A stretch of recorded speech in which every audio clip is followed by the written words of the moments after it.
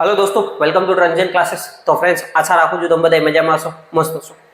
GPSSB એટલે કે ગુજરાત પંચાયત સેવા પસંદગી મંડળની અંદર અત્યારે ડિપ્લોમા ઇલેક્ટ્રિકલ એન્જિનિયરિંગના વિદ્યાર્થી મિત્રો માટે સરસ મજાની વેકન્સી બહાર પડેલી છે। વન બાય વન આપણે જોતા જઈએ શું વેકન્સી છે, ક્વોલિફિકેશન શું છે, પરીક્ષા પદ્ધતિ શું છે। ઓકે, સૌથી પહેલા તો કે જો પોસ્ટનું નામ છે અધિક મદદનીશ ઇજનેર ઇલેક્ટ્રિકલ વર્ગ 3, બરાબર। એડિશનલ અસિસ્ટન્ટ એન્જિનિયરથી આપણે ઓળખીએ છીએ। આ પોસ્ટ છે जनरली 2 વર્ષ પહેલા મેં વિડીયો બનાવ્યો હતો કે આ ભરતી આવવાની છે, ત્યારે 248 જગ્યાનું નામ હતું। અત્યારે છે એ ટોટલ 200 જગ્યા માટે ભરતી બહાર પડેલી છે। નોટિફિકેશન આવી ગઈ છે, આપણા બધા ટેલિગ્રામ ગ્રુપ, વોટ્સઅપ ગ્રુપની અંદર મોકલી દીધેલી છે।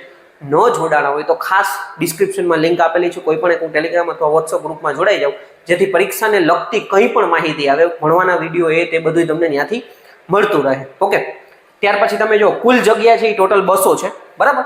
એટલે ટોટલ 200 જગ્યા માટે વેકન્સી બહાર પડેલી છે। અલગ અલગ જિલ્લા માટે અલગ અલગ વેકન્સી બહાર પડેલી છે, બરાબર। આ વસ્તુ તમારે ખાસ ધ્યાન દેવાનું છે। અલગ અલગ જિલ્લા માટે અલગ અલગ વેકન્સી છે એ બહાર પડેલી છે।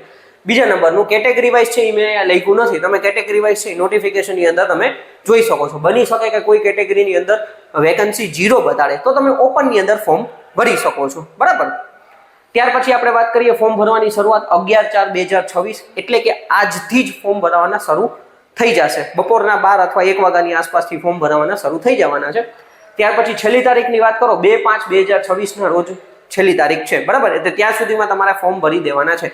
હર વખતે કહું છું કે તમારું ફોર્મ તમારે જાતે ભરવાનું છે, શાંતિથી ભરવાનું છે, 2 વખત ચેક કરવાનું છે, પછી તમારે ફોર્મ ભરવાનું છે, સબમિટ કરવાનું છે, ફાઇનલ સબમિટ, બરાબર। ઘણા બધા વિદ્યાર્થી મિત્રો પછી કંઈ ભૂલ કરી નાખે અથવા બીજા કોઈ પાસે ફોર્મ ભરાવી દે છે ને પછી ભૂલ થઈને મને મેસેજ કરે કે મારી આ ભૂલ રહી ગઈ, મારા પપ્પાના નામમાં ભૂલ થઈ ગઈ, પર્સન્ટેજમાં મેં કંઈક બીજું નાખી દીધું, CGPA, તો ભાઈ ખાસ તમારું ફોર્મ છે, તમારું ભવિષ્ય છે, તમે શાંતિથી 2 વખત ચેક કરીને ભરો।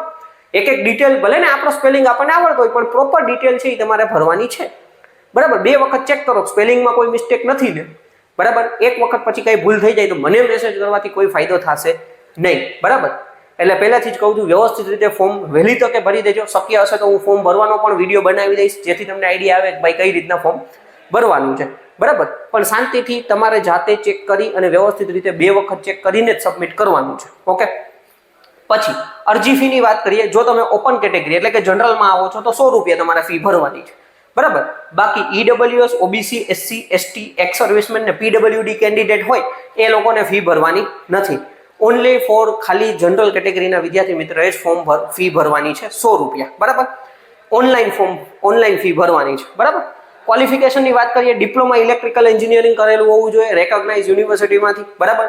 3 વર્ષનું પૂરેપૂરું ડિપ્લોમા કમ્પ્લીટ કરેલું હોવું જોઈએ। ફાઇનલ યરના વિદ્યાર્થી મિત્ર આની અંદર એલિજિબલ નથી, ડિપ્લોમા કમ્પ્લીટ હોવું જોઈએ, બરાબર। બીજું એ લોકોએ કીધેલું છે કે ભાઈ જે BE BTech કરેલા વિદ્યાર્થી મિત્રો હોય તો ડિગ્રી હોલ્ડર્સ હોય એ લોકો આની અંદર એલિજિબલ નથી। પણ જેટલા પણ વિદ્યાર્થી મિત્રોએ D2D કરેલું હોય તો ભાઈ તમારે ડિપ્લોમા તો કરેલું જ છે ને, તો D2D વાળા એટલે આપણે ડિપ્લોમા ઉપર તો ફોર્મ ભરી જ શકીએ છીએ। ખાલી BE કર્યું હોય 12 સાયન્સ પછી એ એલિજિબલ નથી, બરાબર। બાકી આપણે ડિપ્લોમા કરેલું છે એટલે ડિપ્લોમા કરેલા વિદ્યાર્થી મિત્રો ફોર્મ ભરી શકે છે ખાસ, બરાબર। ત્યાર પછીની એજની વાત કરીએ તો કે 33 વર્ષ સુધી એજ ક્રાઇટેરિયા છે, બરાબર। મેક્સિમમ જે એજ તો એ 33 વર્ષ સુધીની છે। એજ રિલેક્સેશન છે, કેટેગરી વાઇઝ અલગ અલગ હોય છે। તમે 33 ની આસપાસ હોવ તો તમે તમારી કેટેગરી પ્રમાણે નોટિફિકેશનની અંદર જોઈ શકો છો કે ભાઈ તમને એજ રિલેક્સેશન મળે છે કે નહીં, અથવા તમારે ફોર્મ ભરી અને ટ્રાય કરી લેવાનું, બરાબર। ત્યાર પછીની વાત કરીએ તો કે ભાઈ પગાર ધોરણની આપણે વાત કરીએ તો કે 49,600 ફિક્સ છે 5 વર્ષ માટે। પહેલા 5 વર્ષ માટે તમે ફિક્સેશનની અંદર આવો છો, બરાબર। એટલે એમાં તમારે ફિક્સ પગાર 49,600 પર મંથ તમને મળશે, બરાબર।